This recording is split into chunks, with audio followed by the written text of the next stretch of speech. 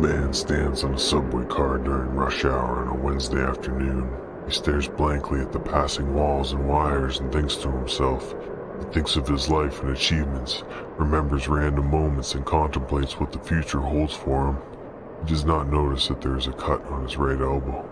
Blood slowly drips out and onto the subway floor, spattering droplets onto a woman's shoe. "Excuse me, sir, you're bleeding," the woman said as she pointed at his elbow. "Oh, thanks," he said with a chuckle. "I hadn't noticed. Sorry if I got you." "That's all right," she said. "Just get it looked after soon." "Will do," he said with a smile and nod, and resumed staring out the window. He switched arms to search his pockets for something to wipe the blood away with. Nothing came up. He figured if he kept his hand in his pocket, the blood would just trickle down his arm. Soon after the cut had been brought underneath his heart, the flow increased and blood spat out of the wound and onto the glasses of the woman sitting behind him. "Excuse me," she stood up and cried. "Cover that cut up.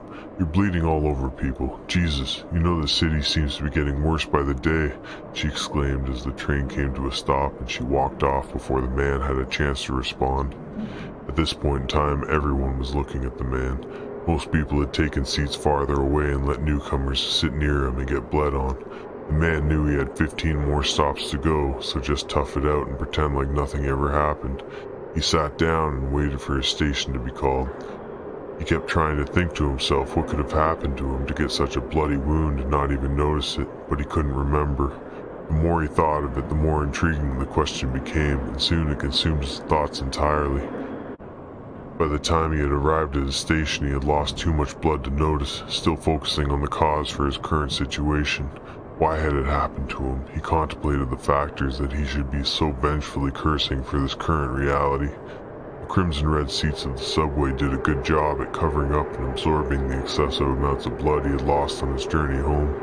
He thought deeper of what could have done this, who was responsible. He began thinking it was someone close, that it could have been someone on the train. It must have been the woman who first pointed it out. She didn't point it out at all. It was a dagger in her hand. "She did this to me." With clenched fists and fiery eyes, sitting upright from adrenaline-induced energy, his surroundings began to change. He looked around and saw more people than were actually on the train. Half were hallucinations of passengers throughout history, men in burgundy vests smoking pipes and women with beehives carrying long cigarettes between their fingers. Soldiers and hippies smoking up in the back, laughing and coughing and listening to Deep Purple. And soon all that was in his head was Deep Purple.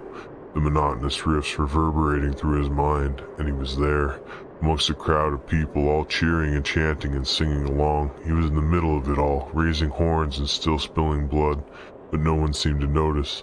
They were all so into the show that they didn't notice the man lie down either. He laid up and saw the stars. Chanting and cheering began to fade as he focused more and more into the great beyond. It became very quiet, and everything started to go black.